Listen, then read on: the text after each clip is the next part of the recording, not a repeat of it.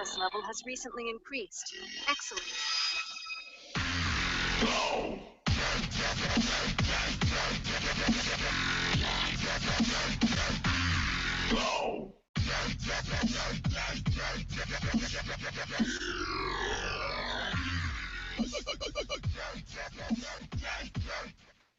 Incoming message.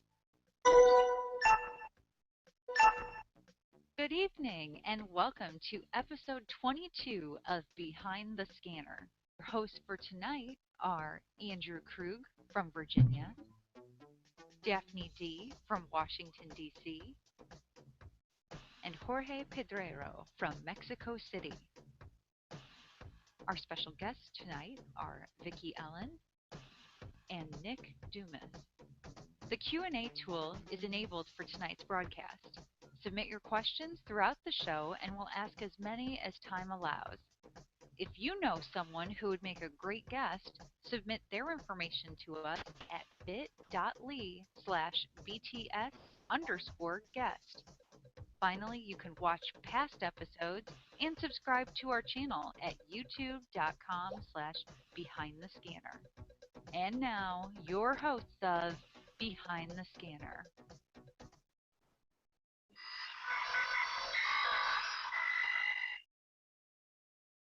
Hey, welcome to episode 23 of our weekly show.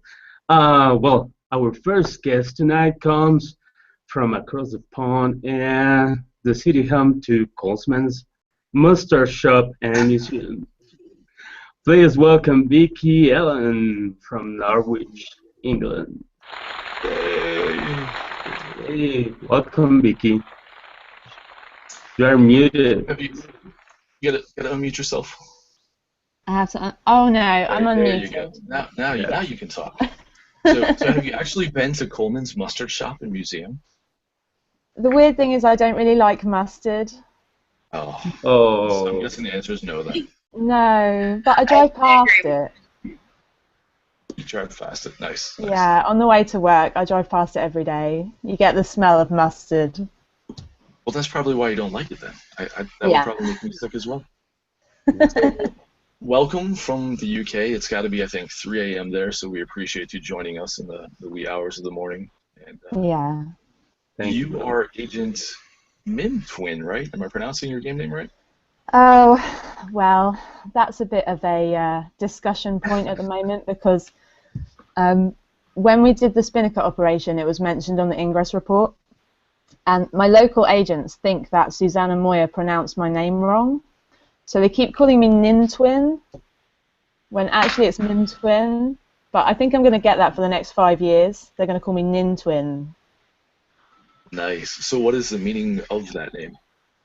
I mean, it's kind of like a lot of people. When I started, I didn't realize this would be something that I did for like 30 hours a week. So so it's the name of 2 of my cats that I had at the time that I kind of put together. It's just a silly name, but I've kind of gone to love it now. Nice. Well, now that we have that out of the way, thanks for joining us from your home. I understand that you wouldn't be able to join us from work because you work in a locked psychiatric ward. Yeah. What on earth do you do for a living, and do you think it can help Andrew? I think Andrew might be beyond help, unfortunately. I'm sorry, Andrew. It's okay. Yeah, I'm an occupational therapist, so I work with people who've got learning disabilities and mental health problems. And yeah, it's a really great job. It can be quite stressful, but it's really satisfying because my job is to help people to kind of like find college and work and to do activities that they want to do. So yeah, it's great, but they do lock me in, and during the day I'm not allowed to at all. And so it can be quite fun with this because there's no Hangouts. The browser at work, it will only do like a bit of Google+. It won't even really load it. It definitely won't load Intel. Wow. So I end up like coming out of work and say we've got artifacts. coming out of work, and you know when you get like 1,200 Hangout messages, and you're just like, I don't even know where to go first. That happens a lot. But it is quite good for me because I'm quite addicted to Hangouts. So yeah, it's good to have the break. Well, talking about Ingress, sorry. I lost my track here. Sorry. If you can't help Andrew, we know you cannot listen to Tim because you are qualified popper maker. Sorry. How and why does one become a popper maker? Yeah, I mean, I am a qualified puppet maker, which is a bit weird. But yeah, I grew up in Norwich, where I live now. Moved away and came back. And when I was young, we used to go and see a lot of puppet shows because Norwich has one of 3 puppet theatres in the country. And I used to find it really freaky and scary because they're the sort of puppets that are quite frightening. Not friendly puppets, kind of scary-looking ones.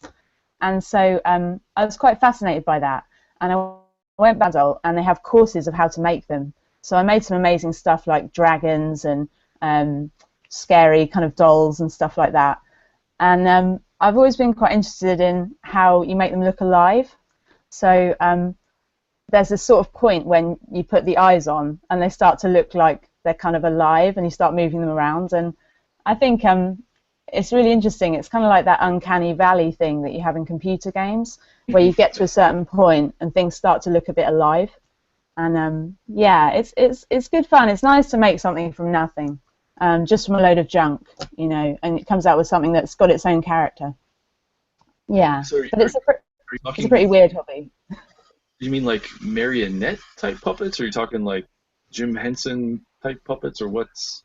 Yeah, more like carved out of wood ones, sort of like hand puppets like that. And yeah, I haven't made a marionette. That's quite technical. Interesting. Yeah. Well, switching into another hobby of yours, Ingress, which we all know and love. You did something a bit cool last week. I think it was, what, on Thursday, Friday? You were the first person to complete the Skyfall mission. What was that like, and do you think missions are going to be worth, or were worth the wait? I loved it. I had an amazing week last week because we had the dice anomaly in London, so it was busy. We went and played that on Wednesday, and then Thursday missions came out. And normally, if I was at home, there wouldn't be a mission. I mean, the nearest mission from here is in the Netherlands.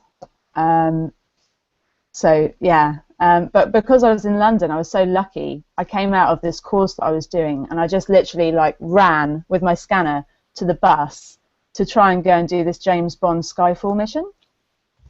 And it was so great. I loved it.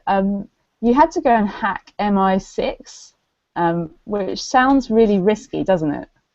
Nice, yeah. Yes. Yeah. So I think now I'm on some sort of watch list. What made it worse was I actually first went to MI5 accidentally. So I went to MI5, destroyed it, hacked it, and then realised that I was supposed to be at MI6. So then I went straight to MI6. I mean, how bad does that look? I don't know. And then I love the clues and stuff. Go ahead. Yeah. So you had to go to a few places that were hidden waypoints. And so I was Googling up the clues and trying to find out where I should be. And yeah, it was really well thought out. It was really good. So I think missions, I'm really kind of looking forward to where that goes. I think it could be amazing. They have to keep the quality up. But I guess what they're going to do is let people vote up the good ones and let the ones that are just kind of boring go to the bottom. Or they have strict rules, I don't know. But the quality at the moment is really good. Yeah. Sue, was it one of those hidden clue type of missions, or can you reveal a little bit of where else you had to go? Well, I don't want to give it away too much, but you had to go to lots of London landmarks. So you had to go to like Downing Street, you had to go to the National Gallery. You really were all over London. I had to take transport because two of the points were an hour apart walking. I was really slow on the mission though. It's funny because it tracks your amount of time, doesn't it? And I took like 5 hours. But the reason I took 5 hours is because I stopped and had dinner in the middle with some friends. So it wasn't really a very good good representation of how long it takes. Yeah, it happens. I understand with that. Now, you must have a lot of freaking flyer miles because I've seen pictures of you at anomalies in Madrid, Berlin, Glasgow, London, Dublin. Is there a different user experience between playing at home versus a different country? I'm totally addicted to going to anomalies. It's a real problem. I think I went to Madrid. I'd seen all of 13 Magnus and I'd seen Cassandra on the Ingress report, and I always sort of thought, oh, I won't get to go to anything like that.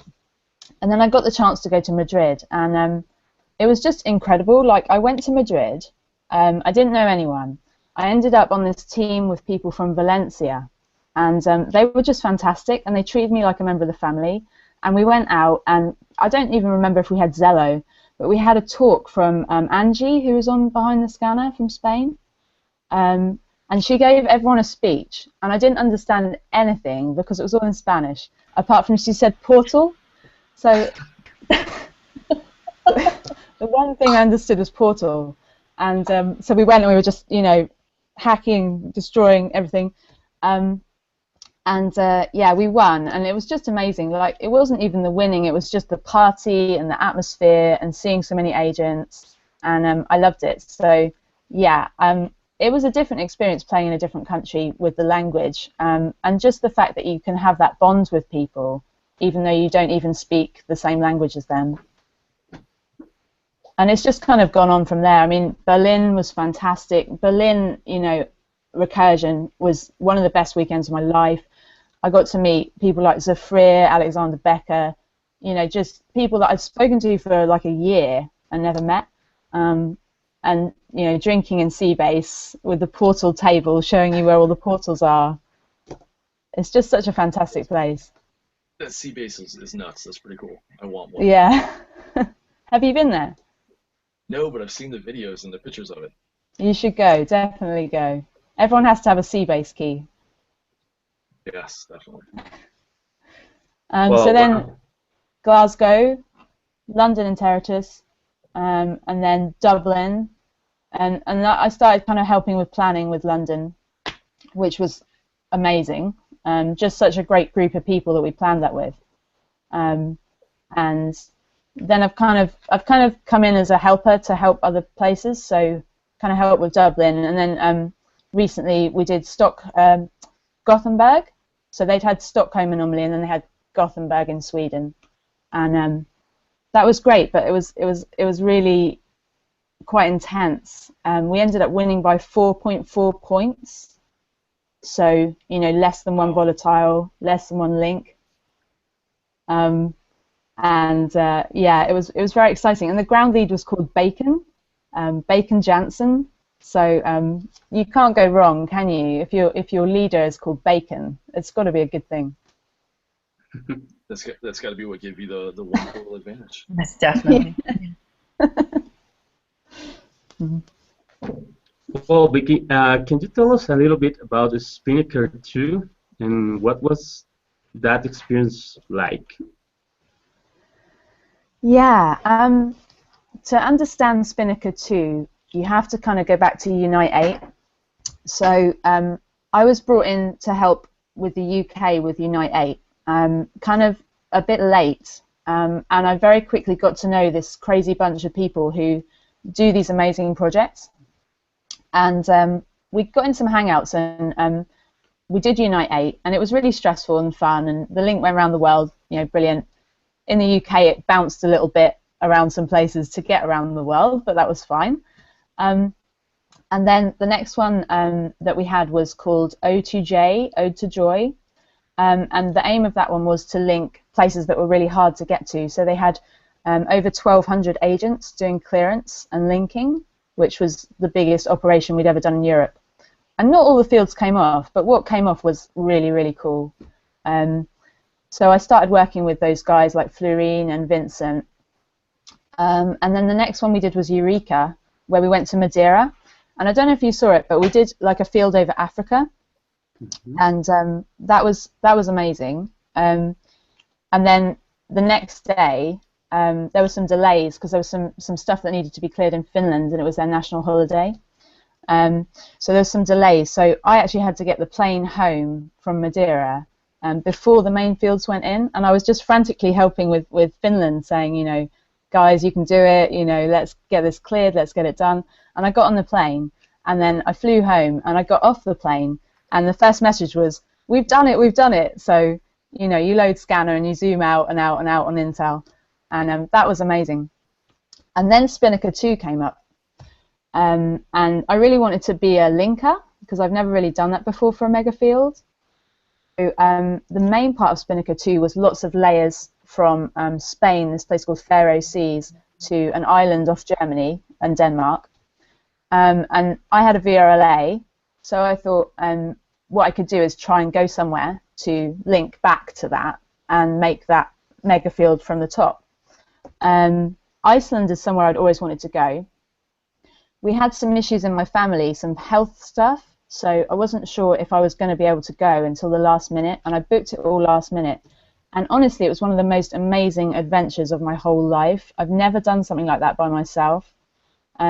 To fly to Iceland, you know, a country that is all volcanic, you know, the landscape is amazing. I hired a 4x4, and the first one I hired was really not up to the job, and it was blowing all over the road, and I was kind of like, oh, I can't even do this. But I stayed strong, and I spoke to lots of resistance in Iceland on Hangouts, and they really helped me. And one of them offered to do the driving, because a lot of the roads aren't paved roads, they're just gravel. So to get to the portal that we were linking from, you had to go along these roads that just went like up and down gravel. So this guy, Icy, he offered to drive me. And yeah, we had amazing link clearance. Denmark, they did it at an hour's notice. Spain, some guys, Valerie Wallace, they went to the Orkney Islands and cleared that. These are all places you probably don't know, but I'm telling you anyway. And yeah, you know, it was late. Lots of fields were happening. There turned out to be Enlightened on one of the islands that we were trying to use, so it got very stressful, and people were running to make links. You know, Gilles, you had Gilles on behind the scanner, and he was incredible. He was just telling me to do this and that, and go and link now, and I made it, and it was over 30 million mind units, the one field. So that's my biggest field now, obviously. And yeah, it was great. And I got really addicted to dried cod in Iceland. So I've actually brought some dried cod back with me. I've been eating it. Interesting. Wow. Amazing. Amazing. Well, just remember, for everybody watching out there, you can submit a question for Vicki. We'll ask it in a little bit. Look on the Q&A icon. I think it's probably on the upper right-hand side, and you can type it out there. I know you've got some friends, like Gilles is actually watching this, so if he's got a question, put you on the spot. Yeah. So, he probably will. Well, I'm sure by now, since you've been playing for a long time, you've learned you don't have to actually walk around the portals in order to figure out where you want to place the resonators. I in preparation for the show, I went back to some of your posts, and I saw that you were like, oh, you don't have to circle the portal in order to figure out what resonator to place. So, yeah. Talking about the early days, you know, what was the game like in Norwich for you? Oh, well, I started really early. Like, I think it was the first week. I got a code from Brian Rose on Reddit, and he never said anything about the Enlightened, so, you know, I didn't go that way. But there was nothing. There was, like, nothing. I looked all around. I couldn't find anything, and I thought, I don't know about this game. There's no portals, you know. And eventually I walked into the city, and I found there was 2. And I linked them together. And for a while, they just stayed like that. You know, they decayed, I think. And then someone came and took one of them. And then at that point, it was on. Like, I was not happy about that. So we had a green player who used to drive a lot, and he got up to level 6, and so he would constantly field the city. So he had this real kind of like really strong passion for it. Like we were all against this one guy, and I think that brought us quite close. So the local team was quite an intense place to be because we were all, you know, really trying to fight this one guy. He doesn't even play now, but he was our nemesis. I kind of miss those days where there weren't many portals because, you know, you'd get a link from one, or you'd hear that one had gone down, and it'd be huge news. You'd have to go.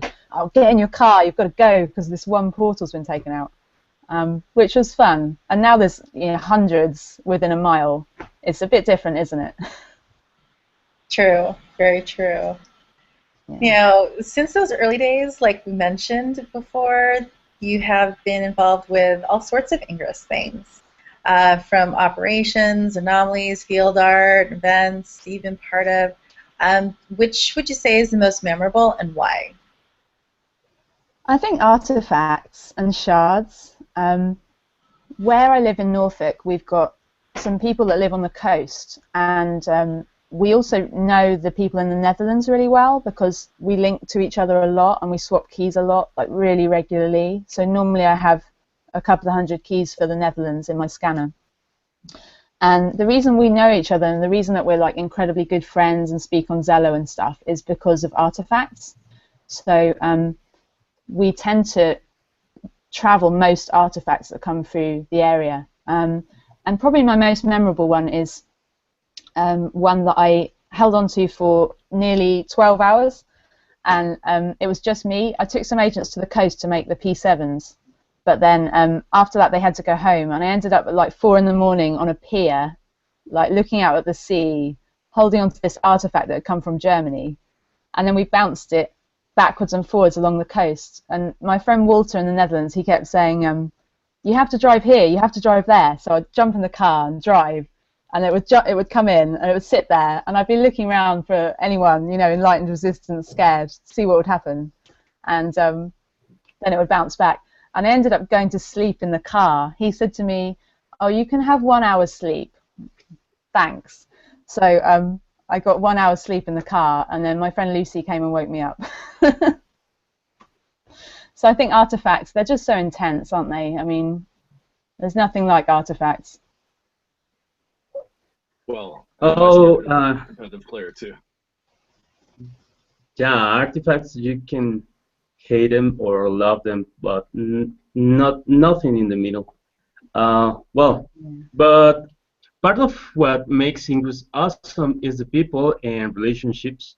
So how did you explain to people on the street what English is, and where's the strangest, oh my God, the strangest place you recruit a new player? I think people like Ingress for different reasons, so I always try when I'm recruiting to work out what it is they'll like. Like some people really like the tactical side and the strategy. Some people really like the social side. So, you know, you say, we meet in the pub and we have cake, and they like that. And some people like the exploring and the adventures. So about, you know, where you've been. I find places I've recruited that are strange. One was Dublin. I got my Eve badge in Dublin after the anomaly, and we were quite drunk, and we went to a bar, and there were about 10 people there who were interested in my scanner, and they pretty much all signed up at the same time. But I don't know if really they were in a fit state to sign up. They were kind of drunk, and half of them picked the Enlightened and half of them picked the Resistance. So I kind of hope that somewhere they're all battling and they're all playing against each other. Yeah. Great. And planes as well. Planes are a good place to recruit, because if you're going to an anomaly and you're on a plane, the people around you ask you where you're going and why. And it's a pretty weird thing to say, I'm going to a different country to play a computer game. So usually they're like, oh, really? I want to sign up. Where's, you know, you can't because, you know, you're in flight mode, but you can show them screenshots and stuff. And people usually sign up when they hear that you're flying somewhere to play a game. as long as you don't lead off with "we're going to destroy and bomb and take out all these different landmarks." So Yeah. The problem is when you go out from the plane after saying that all the flight. yeah, you gotta hand them like a recruitment business card or something to follow up. Oh yeah, I have those. I'm sure you do. That doesn't surprise me at all. So, are you ready and willing to take some viewer questions? Yeah. All right. So I assume this first one is going to make sense to you. Kira Cage wants you to tell us more about OCD. Oh, okay. Yeah, OCD is a project that we run around the coast of the UK, and it's a key swap program. So we have regular couriers that take keys around from England to France, Netherlands, Norway. We're trying to get Iceland, but not many people go to Iceland all the time. Ireland, and so we can get pretty much any keys that we want within about a week at the moment. So it's great. It's a load of hangouts. There's no leaders. It's not like some high command. And it's really good fun. And we field the sea all the time because it's not hard, is it? It's not as hard. So we make fields of kind of 650,000 mine units pretty much whenever we want. And yeah, just great people. And they send me little treats from the Netherlands sometimes to me and my friend Lucy. So we're always eating like biffy, which is kind of like a nice sausage kind of snack thing. And yeah, it's good fun. They're a good bunch. Very jealous. So is it? Somebody actually sent me a message. Is it OCD or CDO? It's definitely OCD. Okay. Yeah. Okay. All right. There's something about the obsession of having to sort through 1,200 keys. Yeah, definitely. Yeah. That's borderline psychosis. All right. Agent Kelly would like to know, many agents express their feelings that Ingress is very resistance bias, while others think that there's a bias towards the Enlightened. Do you feel there's a bias either way? Why or why not? No, I don't really think there is. I mean, sometimes we think there is, but everyone perceives it as being in favour of the opposite faction. So they look for evidence that supports that, and they discount evidence that disproves it. I think we had some tough times, with the whole oil rig thing. Shouldn't talk about it too much, but I was in a hangout with Peru, and we kind of contacted Peru. It's one of those exciting things. Hey guys, you've got a target. We don't know Peru that well, and then you're in a hangout and you're saying, oh, by the way, they just moved all the artifacts. It's depressing. But I think it happens both ways, so I don't really think there's a big bias. And I think what's been really good is that this series, Helios, they've been a lot more open about what they're doing. Having the Helios anomaly community and having the ability to kind of talk about clusters and what should and shouldn't be in, and ask questions. I think that's a big improvement, because what they used to do, be all secret and make it out like it was part of the plot, no one really bought that. It was just a bit silly. So it's better to be able to talk to people and actually, get questions answered. Yeah, they're being a lot more proactive than reactive with the anomaly planning, which has definitely been a plus. I think you've seen it in the quality of the anomalies that have been part of Helios. So. Yeah, Right. I mean, if you've got 2,000 people turning up to an anomaly, 2,000 people, you have a responsibility, don't you, to make sure that you can actually get to the clusters and stuff like that. Safely, too. Yeah. Well, let's see. We've got a couple more questions here. One of them is just flatly, why did you choose Resistance?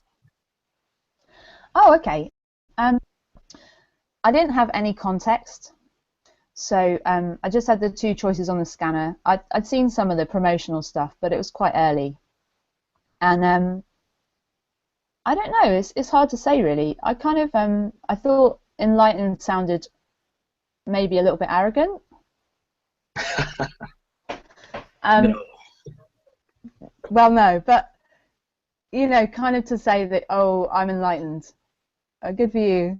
And then kind of simplistically, perhaps, resistance sounds like if you're going to be fighting some aliens, they might be bad. So we should probably resist. And then over time you commit to it, don't you? But I'm sure if I'd picked Enlightened, I would have committed to that as well. Didn't you just mention in our little green room session that you were going to be putting a faction change there? No. Wasn't that? Oh, busted. Uh-oh. No, you said I had 30 seconds to talk about something, and I joked. That's true. That's true. That's true. All right. Not serious, folks, for those of you out there watching. All right. Lastly, where would you want to have an anomaly that you haven't been to yet? I guess it could be where do you want to go, perhaps, but where do you want? Wow. I mean, I know I already spoke about Iceland, but I have mentioned to some people that would be an amazing place to have one. It's not big, and you wouldn't get many people. It'd be like an old school anomaly with like 60 people, but I don't think that's a bad thing. Those guys, they can't really kind of get to anomalies that easily, and it's such an amazing place, and I think anyone that went there would have an incredible time, just because of the landscape and the difference in the culture. So yeah, I'd say Iceland would be pretty great. A lot of places that I really wanted to have one, like Dublin, they got one in Helios, so that's been really good. In the UK, maybe Edinburgh, because I really love Edinburgh, and it used to be the case that it was so blue that it was hardly worth it, but I think more recently it's been flipping a little bit, so it's probably a bit of a better place for an anomaly than it has been in the past. Yeah, so Edinburgh would be good.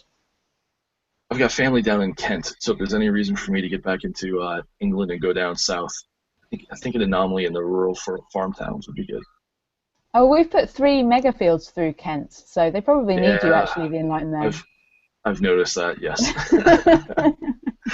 If there's ever an anomaly, if there is an anomaly in Reykjavik, though, man, that's on my bucket list. I think I'd have to go to that. Iceland is supposedly like one of the, or Reykjavik specifically, one of the best places to go on Earth. So that would be fun. I would agree with that. It's fantastic. Okay, so with all this travel talk, I'm curious what you think about playing Ingress in your hometown, and how many portals do you have? We have a really high portal density, like really high. I mean, I think I put in like 150 before Seer Badge, and there was another guy, Enlightened, who did that too. At least that.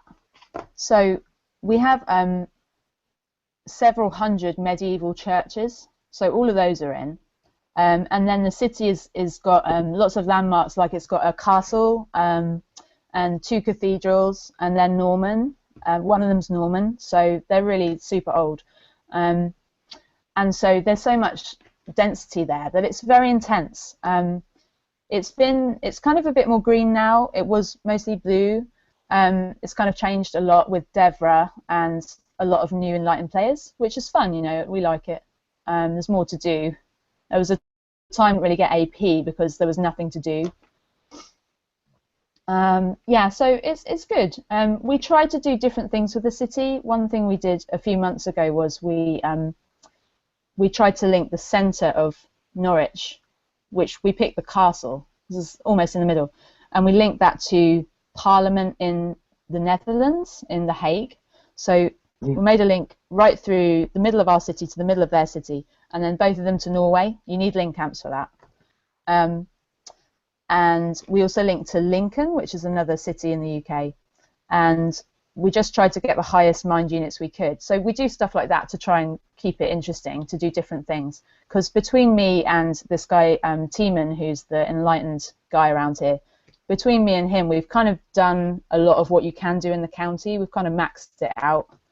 He's a very good field planner. Oh, we did the dragon as well. That's the other thing to mention. So that was really fun. Cross-faction.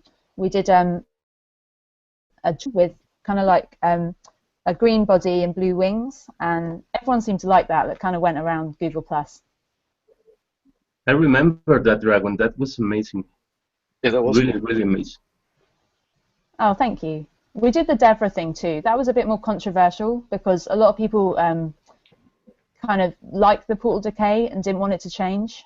So both factions, we worked together on it, but it was very uneasy. That wasn't a very comfortable operation, but it was great. We did a lot of layers. Well, okay. Oh, well. You have 60 seconds to talk about anything you want, anything you have in your mind. Are you ready? Yes. Go. One thing that I've been told I have to mention is about the fields over Egypt that went on recently. So Solomon said that I challenged him to make some fields that would last a little while, and it's true, I did. And he wanted me to mention that there were 380 million mind units and that they lasted for 170 hours. So yeah, I thought that was really impressive. I'd love to go to Egypt and make a field. That's actually Egypt would be fun to go to.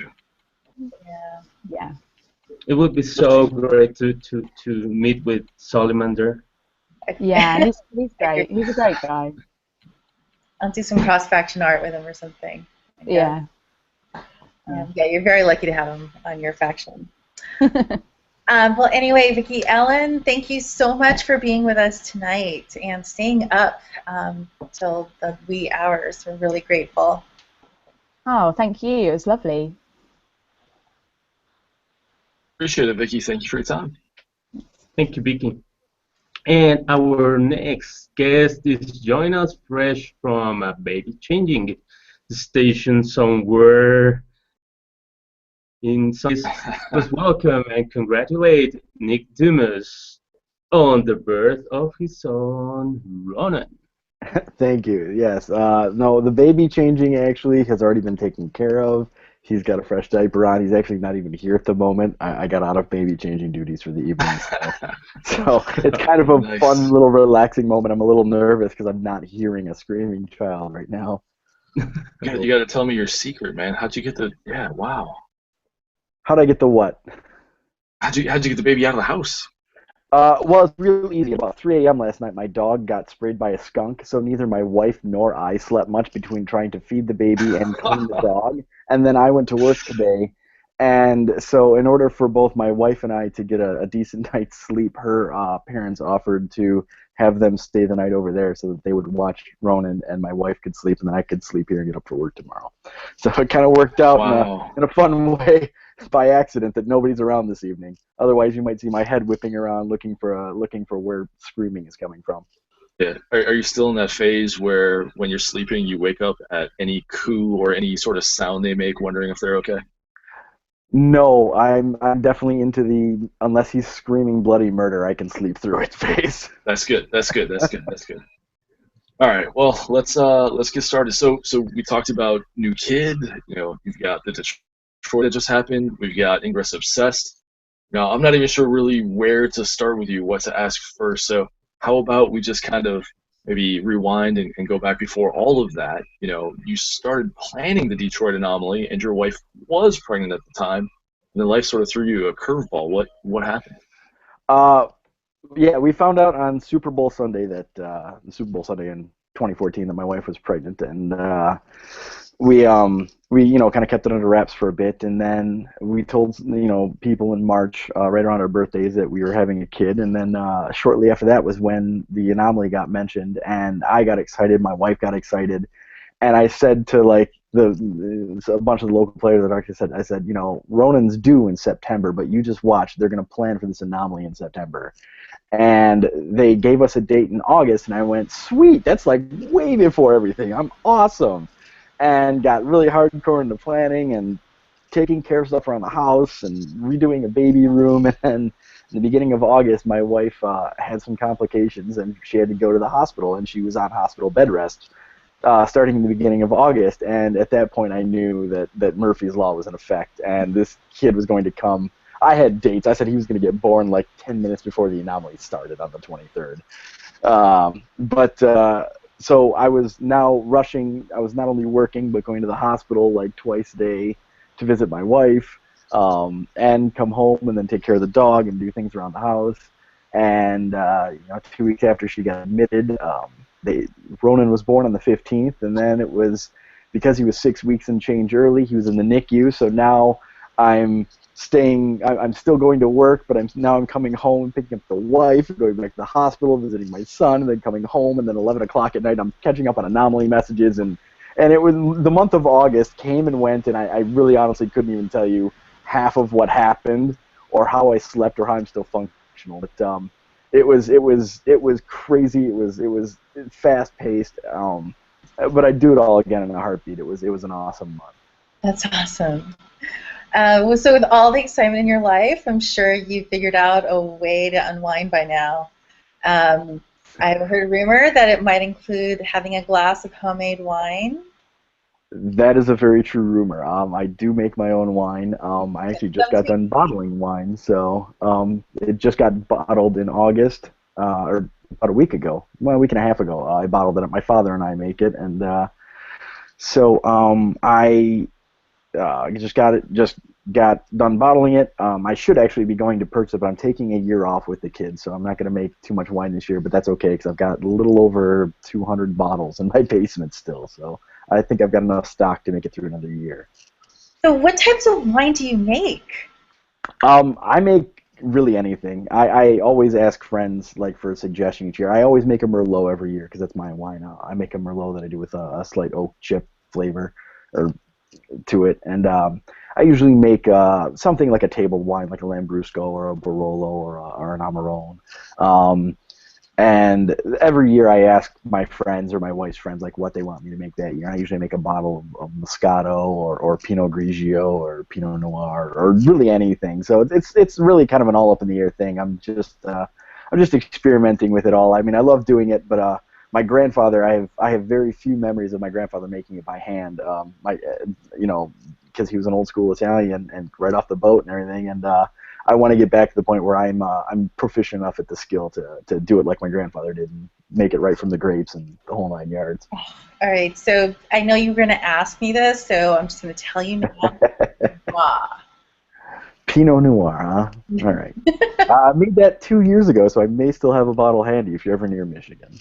Huh. You know what? My sister's going to grad school over there, and I have to go up for her graduation, so you never know. As the Italians always say, mi casa. No, that's not what they say. They say, come on over and eat. That's all they say. That works in any language. So, do you have your own oak casks at all? I don't have the space for it. It's on the wish list. Okay. I do. Right. I have to over my host gift. Yeah. It's oak casks. You can get them in as small as 5 gallon.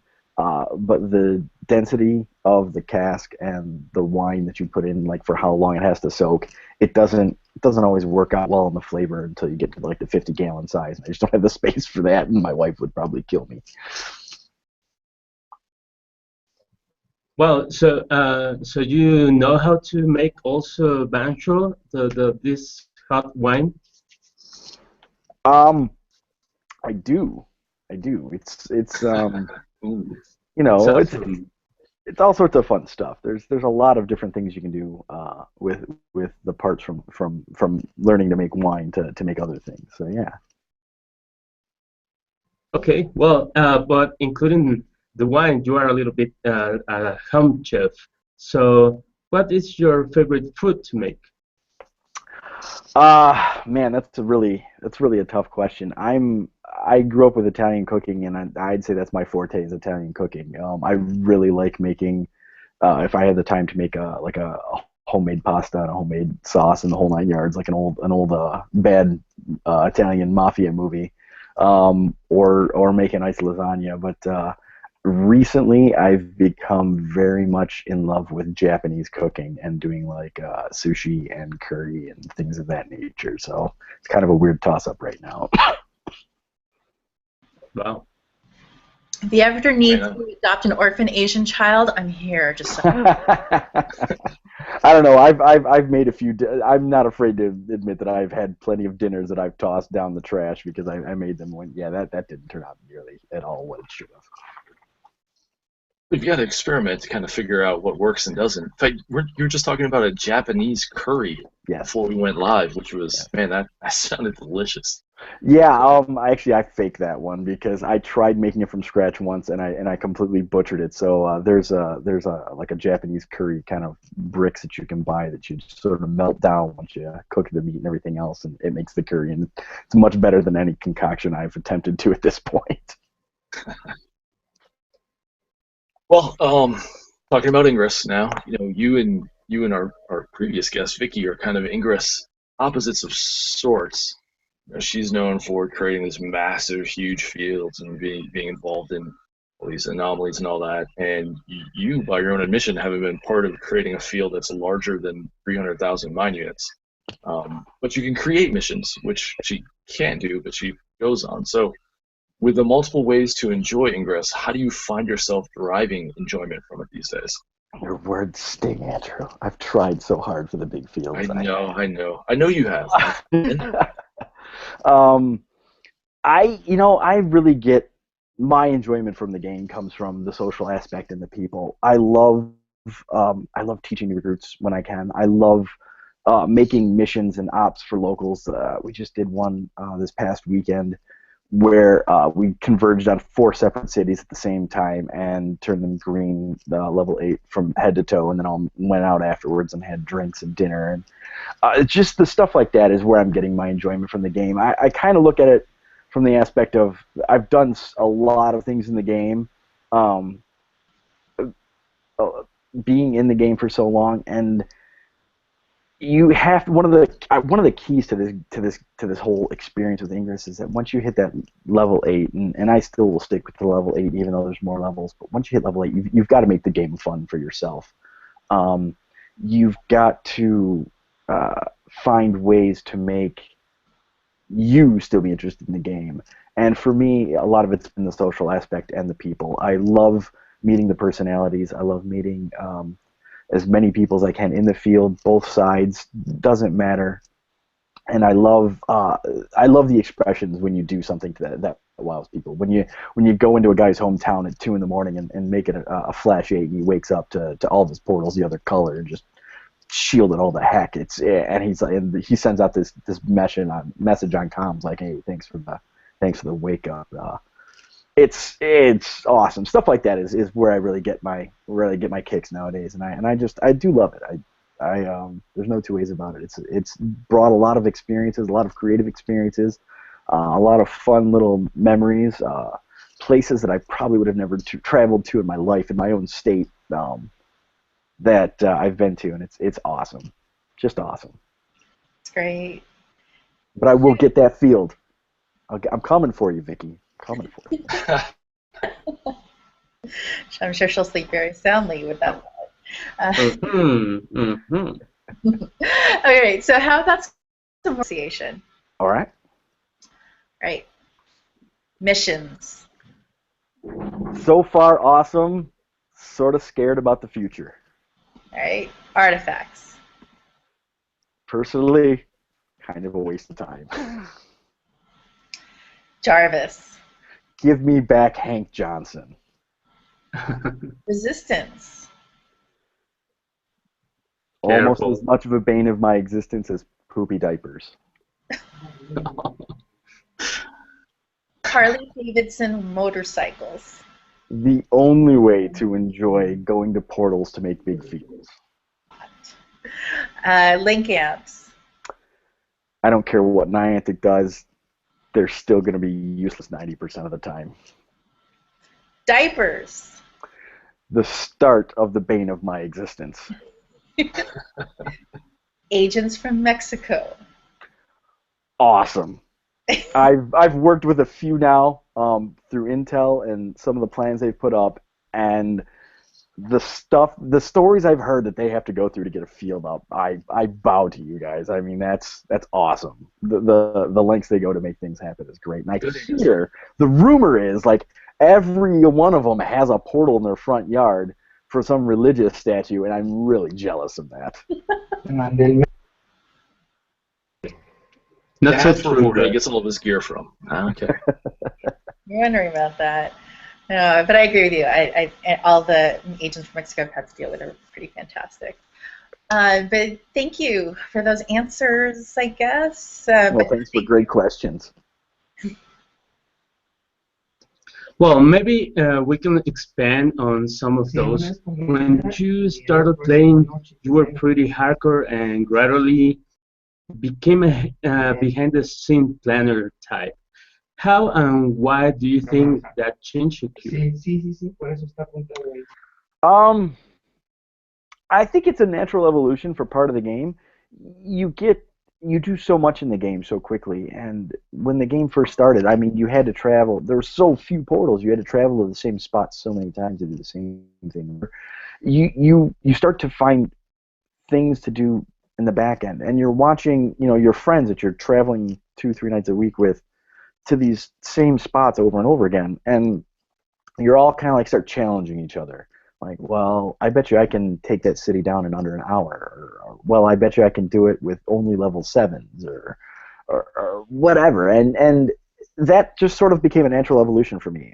I love setting up contests for my local groups and finding fun ways to do something interesting in the game to keep people going. And I love doing. I love the challenge aspect of it. We had one of my locals. He is in a car most of the day, and he makes lots of fields. And he had said to me, he challenged me one time to make my drive to and from work all green fields. And took me about 2 days to get it right, and I got it right, and I've tried to maintain it as much as I can, and it's been a blast. And so little challenges like that come out have really made the game fun. And I noticed that for part of it was that I loved playing the game so much, and I loved going out there so much and taking portals and making things green. But I noticed that a downside to that was that initially, when there weren't so many portals, there was a lot of players going, "Oh, I was going to go there, and you got it before me. I'm not sure what I'm going to do now." And that sort of struck a chord with me, like in the early days of the game, because it's not really a problem anymore. But in the early days of the game, there was like you kind of had to share if you didn't have a very active contingent on the other side in certain areas. So I naturally started to try and find, ways that I could still enjoy the game while allowing others to go out and play the game and enjoy it in the way that I did for so long. Well, let's continue that reflection process. And you started playing November 19th of 2012, I think, if our research is correct. So if you could travel back in time and explain to your younger self what the game would be like in 2 years, what would you say?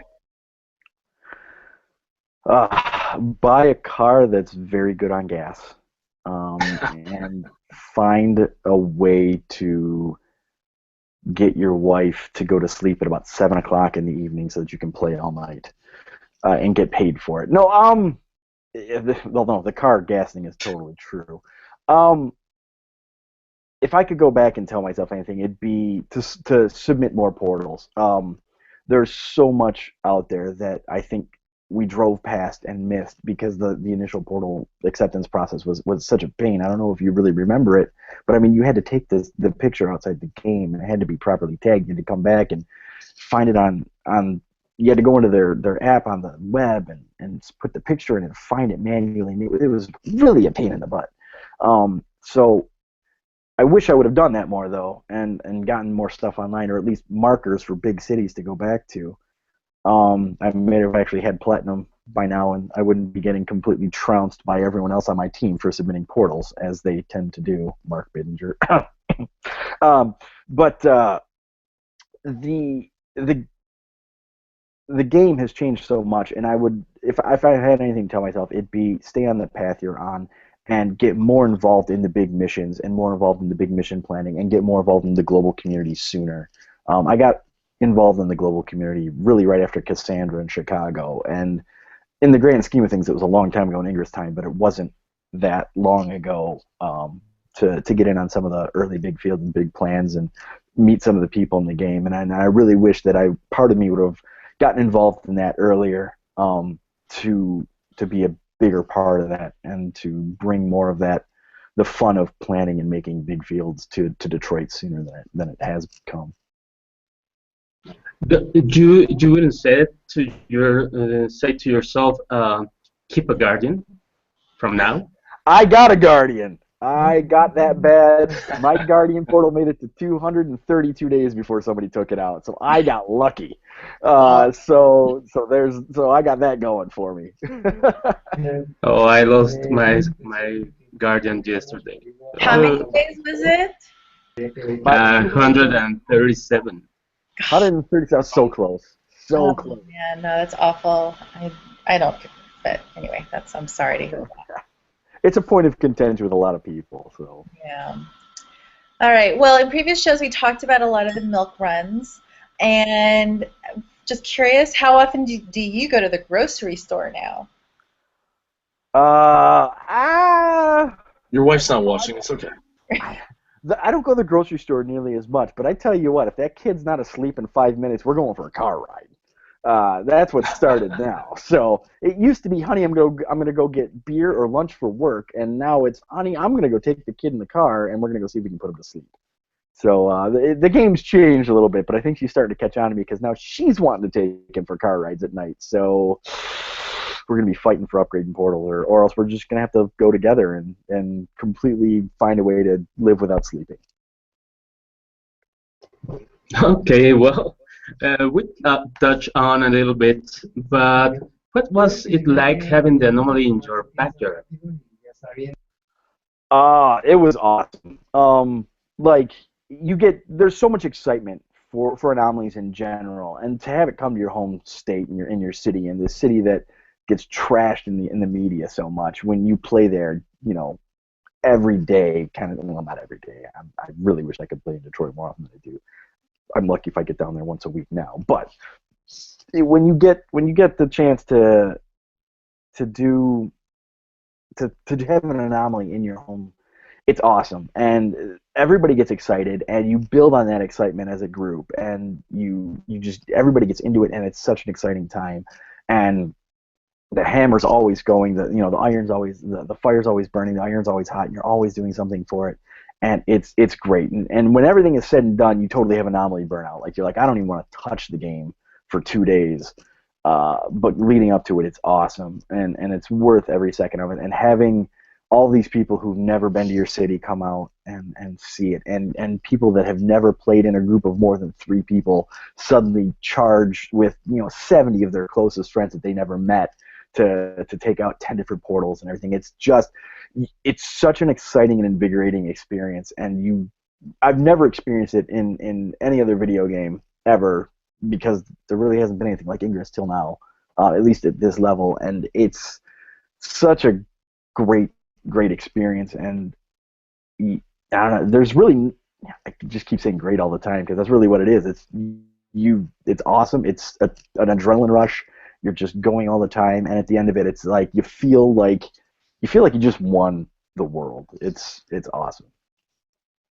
Well, and did you expect the turnout you got? No, I was like, we're gonna get 100 people, 125 tops, and then like the next thing you know, we're up to 200 people, and I'm going, where are we gonna stick them all? Like, we didn't really plan for this. I wanted it, but I didn't think it was gonna happen. And then they start happening. Well, if I got 200, the resistance have 300 or 400, and you start to panic a little bit.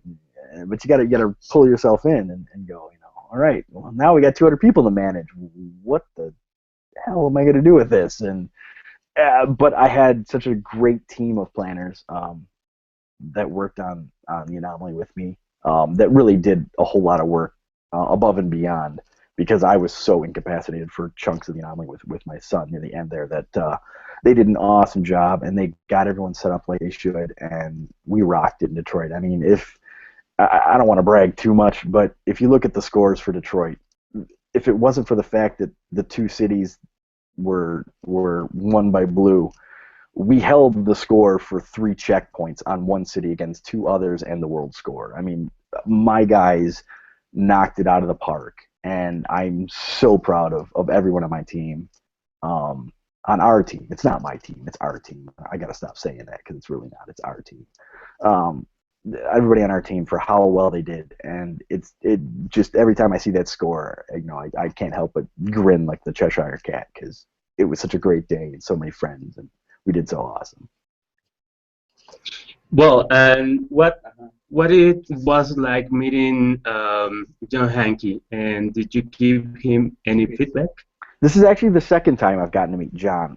He came to Detroit last November, I believe it was, for field trip, or with the field trip team, and we got to meet and have a meet and greet with John, and we got to talk to him for hours, and he's a great guy. I mean, just an awesome man, and I there's never enough time to talk to him. He's always in such high demand with the players because he's so well loved, and everybody wants to talk to him about everything. There's just never enough time to talk to him. But I feel fortunate to get 2 different instances to talk to him, and he's great. He's so you can tell he's excited about the game. You can tell he's genuinely interested in your feedback.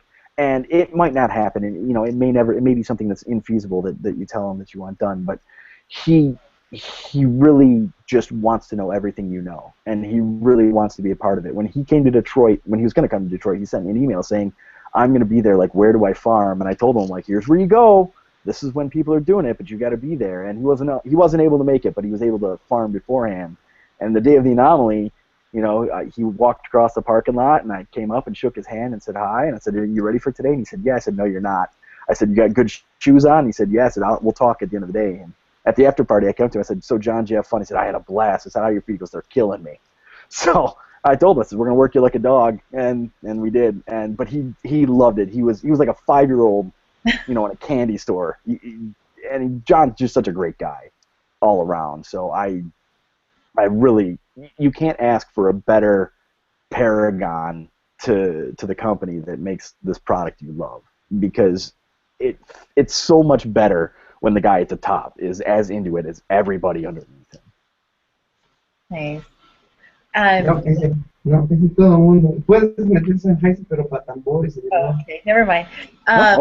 So you were featured in a 2-part Ingress Obsessed video. For those that haven't watched it, you can recap the episode, but also tell us what the experience was like. I sent an email to Ingress Obsessed on a whim saying, hey, we're getting an anomaly in Detroit. Does Christina want to come join the Enlightened and play? And a couple weeks later, I got an email back saying, yes. And I went, oh, I didn't think that happened. So we talked with the guys who put on that video and Christina, and the whole experience was awesome. The people making the video are super nice, and they do their best to just let you do your thing and try and be non-obtrusive, and they're very gracious, and they're just awesome people. And Christina is an absolute sweetheart. She's just the nicest woman, and she's really into the game. I don't know if it really comes through in the videos that well, but when the cameras weren't rolling, she's still talking about the game, and she went out farming with our guys. Like after the part you see in the first video where we're all in my kitchen planning, she went out farming with our guys till like 3 in the morning. I think the only reason she stopped is because whoever was driving her was like, I gotta go to bed.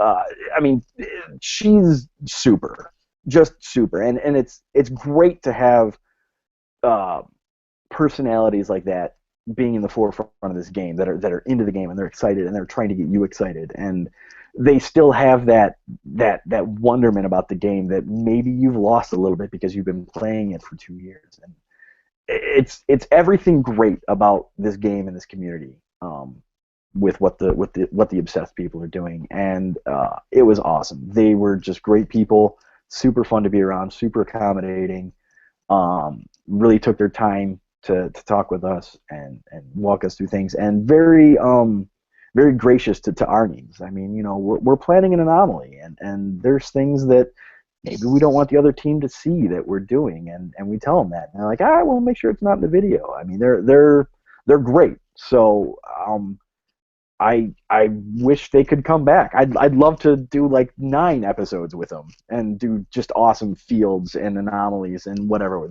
It was so much fun to have them around. So yeah, they were great. And I highly recommend, if you have the chance to work with them, to be a very big part of it. Sounds like a fun experience. I know the videos made the missions look really, really cool. So yeah. Good to see somebody that you know on those. Although Agent Kelly's been in like, I don't know, 4 or 5 of them now. 12. No one can be as awesome in videos as Agent Kelly. I mean, No, that's true. That's true. So speaking of Agent Kelly, we've got some questions and answers from the audience. Are you willing to field those? I am.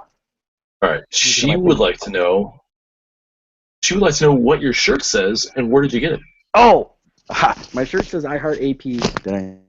Yeah, my head's up. No, it's actually one of the guys on our team's daughter goes to Allen Park High School, and they're selling them for a fundraiser. And I think dang near everybody on the team bought one because it's a green heart and it says AP, and there's no more fitting thing for a bunch of English players than to run around town with an I Heart AP shirt and have nobody understand what the hell it's for. So, yeah, it's I like the color of the heart too. That was the selling point for us, really. Yeah. All right. Let's see. Mark Castriotti says, Nick, you've changed my experience from the third measurement at Cassandra. How can we get this type of mentality to the newer agents? So I'm not sure what experience he's referring to, but maybe you can shed some light on that. I'm trying to. That's so long ago. The third measurement in Cassandra. See, the first measurement was the bridge. The second measurement was outside the library. The third measurement, yes. The third measurement was a bunch of artwork in a little tucked away cul-de-sac kind of area in the middle of Chicago. And there was one team each, one team Enlightened, one team Resistance. And I think at the time I remember them saying that, because I believe he's a Resistance player.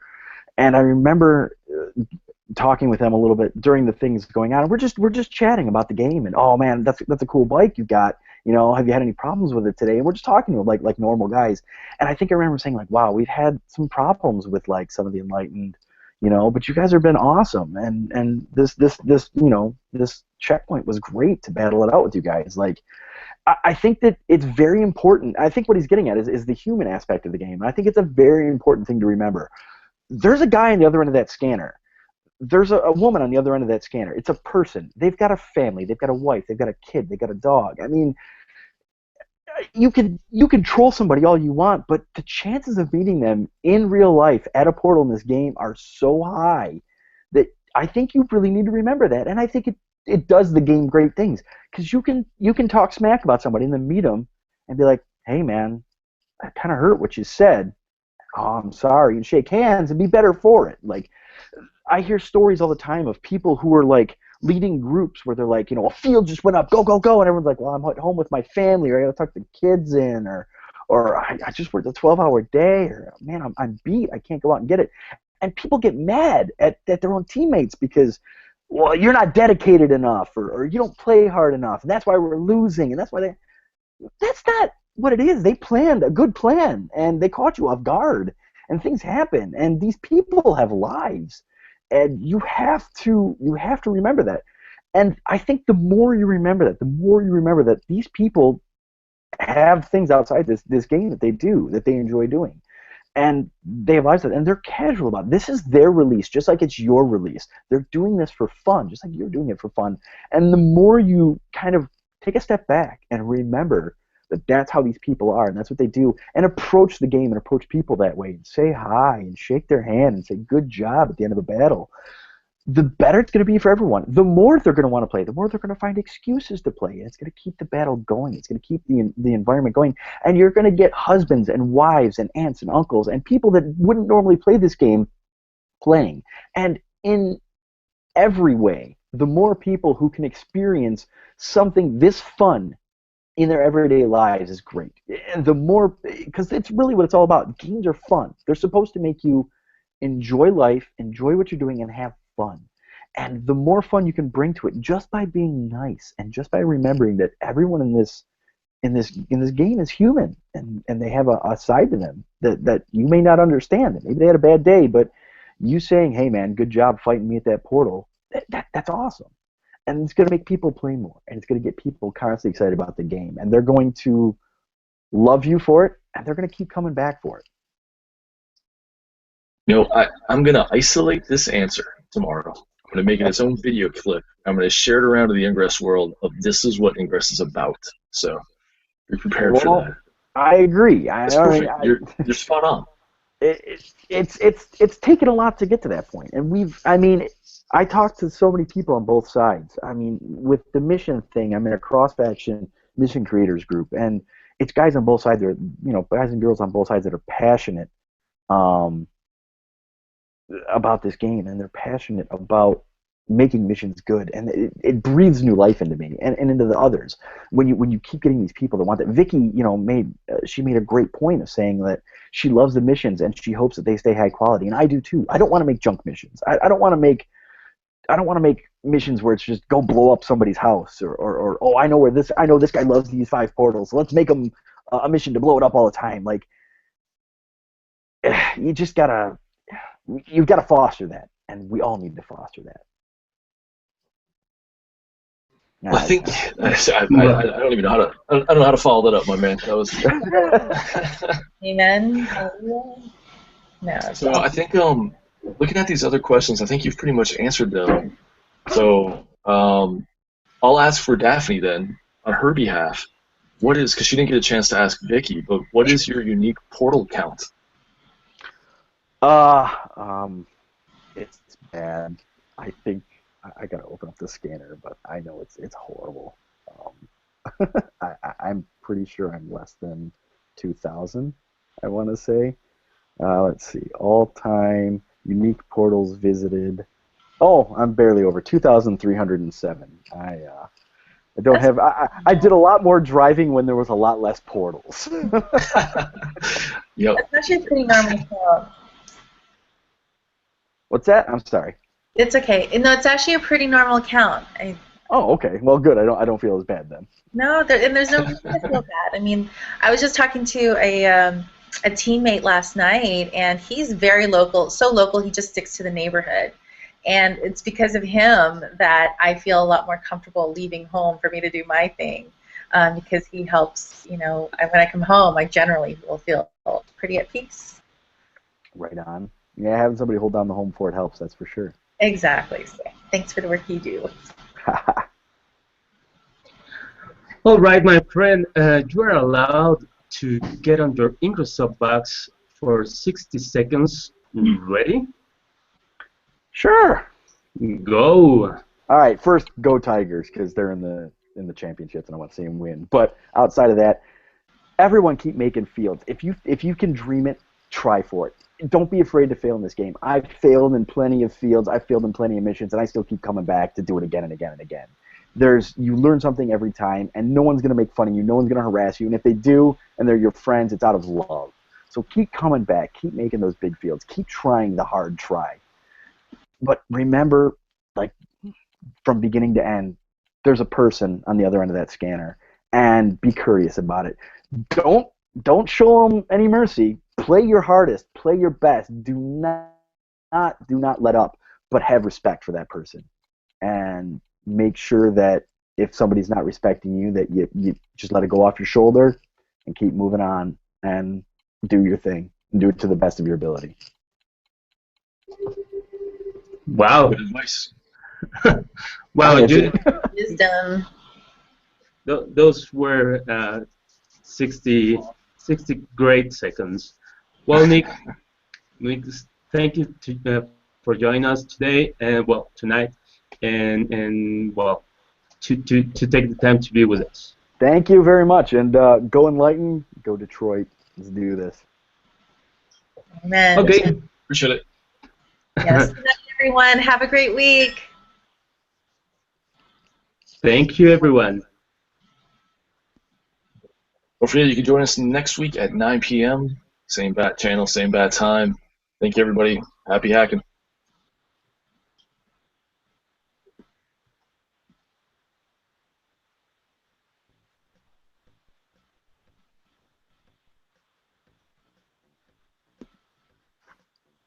Man, I made wine one time, only it was, we called it Pruno.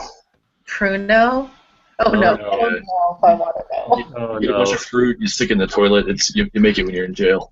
Oh. You get alcohol. When you're locked up, how else do you get alcohol? You can't get alcohol any other way.